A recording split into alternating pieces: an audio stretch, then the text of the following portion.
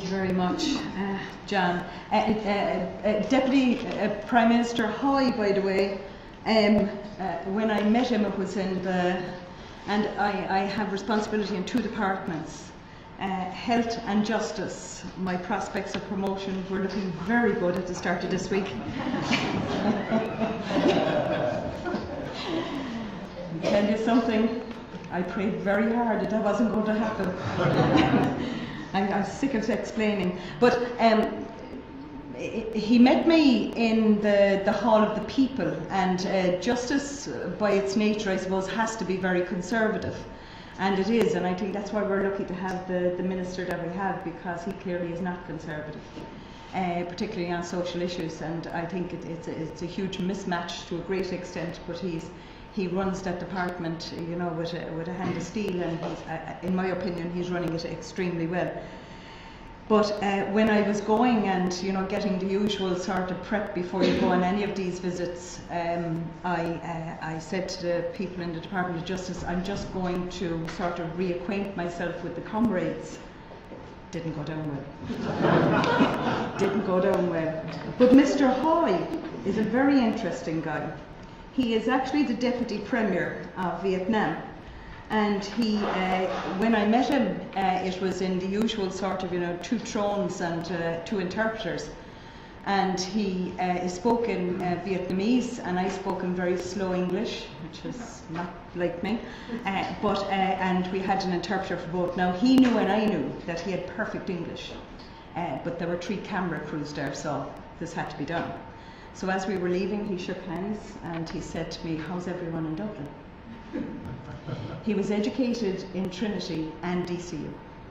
And he was educated, and his education was paid for in a full scholarship by the international section of the ESB. Now, you can take that 2 ways. It was visionary, or it was akin to MI5. We have someone everywhere. But he is a very good friend, and he does consider himself to have a connection with Ireland, and I think those kind of relationships are invaluable. So that's the story from Vietnam. The others I couldn't possibly tell you.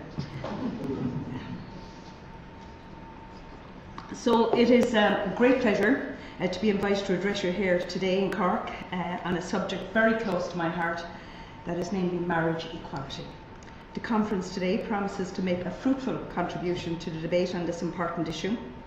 The Centre for Criminal Justice and Human Rights here at UCC have drawn together a very impressive group of national and international experts for today's conference. I know that Professor Robert Wintermuth, I'm never certain whether I'm saying that or not, but I'm sure you know who it is, as one of the leading experts on human rights and same-sex partnership rights, will have given you the benefit of his significant experience on international trends, and in particular on the latest developments in England and Wales.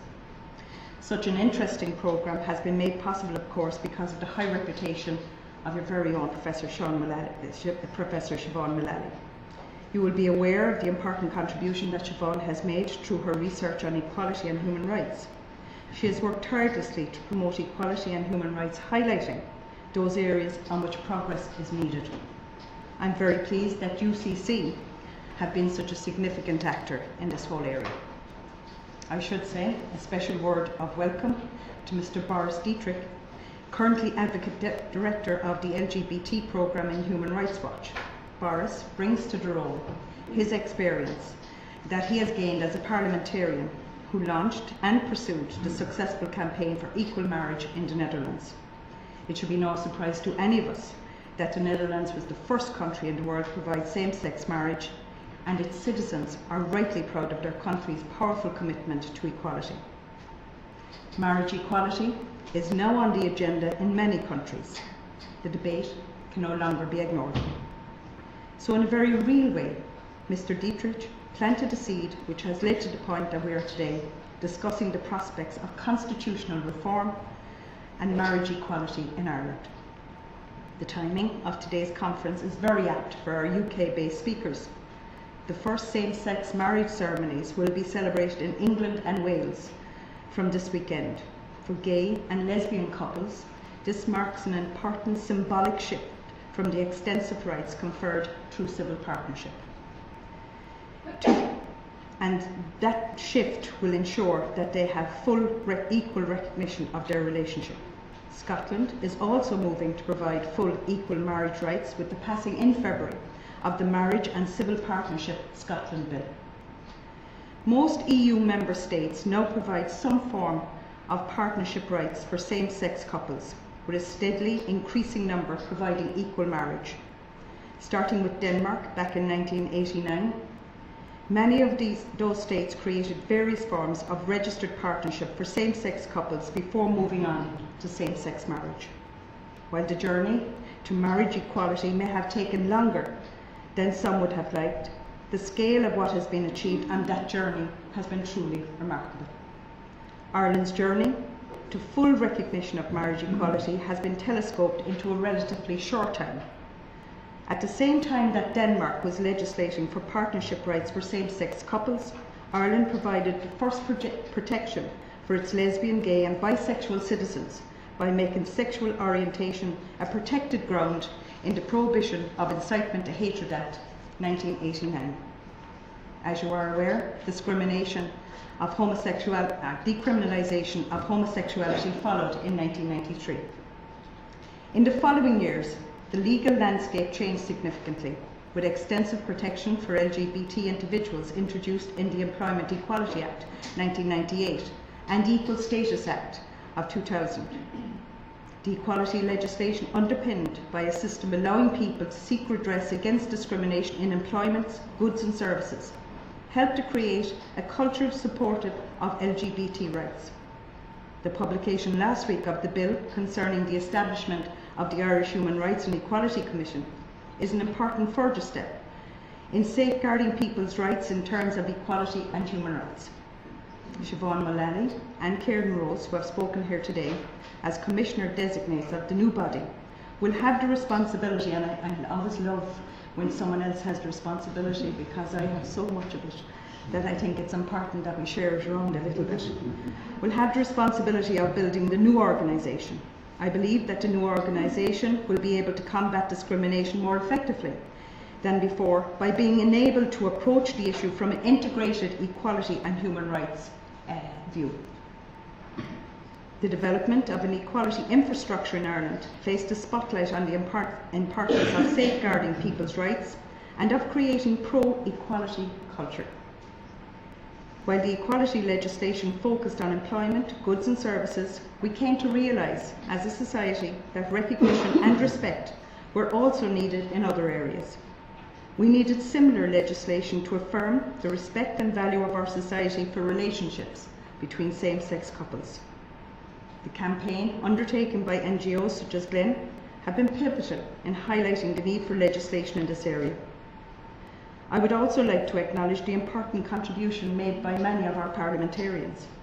Senator David Norris first proposed a civil union bill in 2004, and my colleague and now Minister with responsibility for public expenditure and reform, Brendan Howlin, also proposed legislation in 2006 to enable same-sex couples to enter relationships that would have legal standing and protection.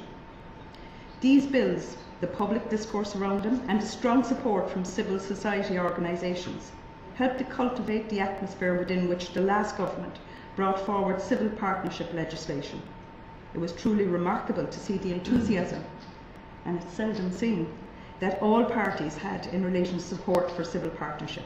The legislation was enacted in 2010 as the snappily entitled Civil Partnership and Certain Rights and Obligations of Cohabitants Act. We're good at short titles in this country, but under our legislative system, titles are important. More than 1,000 couples have registered their civil partnership since it came into effect. Many more people that are directly and positively affected by the legislation.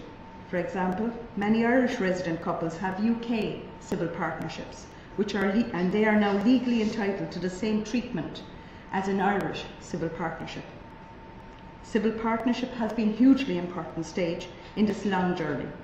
It gives a very significant package of rights, obligations and indeed protection in a large number of areas, from tax and pensions to immigration, from succession to maintenance obligations, from additional protection under the equality codes to specified property rights. However, and it is a big however, there are differences between civil partnership and marriage. Some of them are significant. Civil partners who co-parent, for instance, cannot both have recognition as parents. The non-biological parent does not even have the same obligation to a child that he or she is helping to raise as a step-parent in a marital family. In cases of relationship breakdown between the adults, that leaves the child and the non-biological parent in a very vulnerable position. If the biological parent dies, the non-biological parent has no automatic right and responsibilities in relation to the child, who then may have been parenting for all of the child's life. And sometimes it is the little things that can create serious problems for a family. I think any of us in a relationship will know that, such as who takes the child to the doctor? You know, who gives permission in terms of treatment in hospital? Who gives permission in relation to the school trip? The things that we take for granted become major problems. There are also the symbolic differences.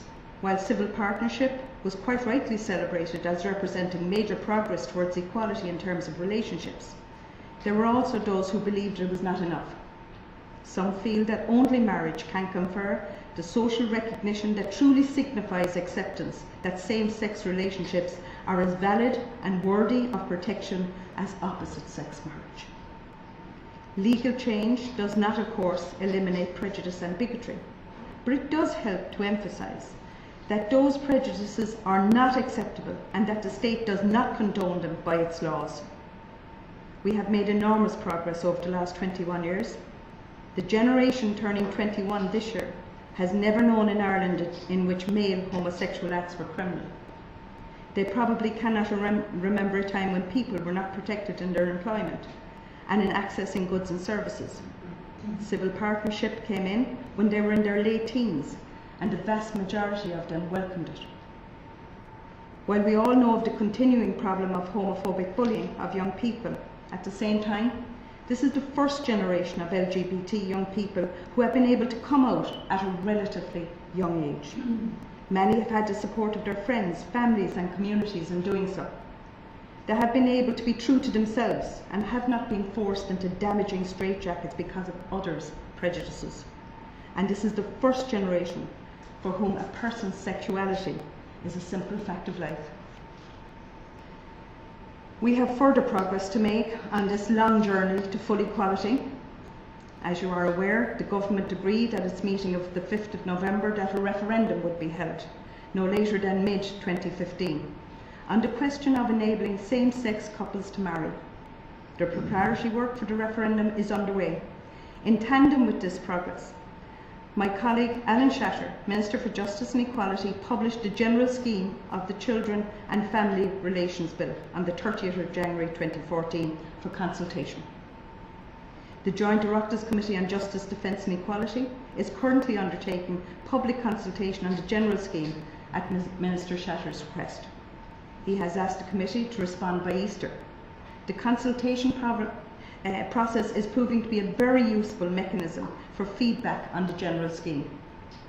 The intention is that the Children and Family Relations Bill would put in place a legal architecture to underpin diverse family situations. It will place the child's welfare at the heart of the decisions on guardianship, custody and access. It would underpin and modernise the law regarding parental rights relating to children living in diverse family relationships. Under these proposals, civil partners and same-sex cohabiting couples would jointly enjoy parental rights for a child who was genetically linked to one of them. The proposals would make civil partners eligible to jointly adopt a child. Presently, a single individual, regardless of sexual orientation, may adopt, as may married couples, but a gay couple cannot jointly adopt. They would also allow step-parents, civil partners, and those cohabiting with the biological parent and acting in loco parentis for a specific parent to obtain guardianship or custody. They would clearly set out how parentage is to be assigned in cases of assisted reproduction and non-commercial surrogacy, and propose traditional transitional provision acceptable to surrogates which have preceded the enactment of the bill. Unfortunately, not all relationships last forever. Recognising the negative financial impact on children of relationship breakdown, it is proposed that civil partners and same-sex cohabiting parents would have maintenance obligations for a child being raised by the couple, similar to those for step-parents. The maintenance obligation would arise, for instance, where the child was effectively being co-parented over a period by the adult. These are exciting times, and we are working actively to expand the rights of same-sex couples. I'm conscious that an awful lot more work has to be done, and change not just takes time, but it does take energy as well. Next year, we will ask the Irish people to decide on a fundamental question. That question will be whether or not marriage should be open to all couples. And I think when they decide on that, and it's a long way to go before we do that, I think the language will change as well. The Irish people will have to decide whether all couples will be able to enjoy the same social supports and affirmation for their relationship and families that so many of us are lucky enough to take for granted. And it is my sincere and profound hope that we will collectively show our inclusiveness and indeed our generosity of spirit by voting yes. Thank you.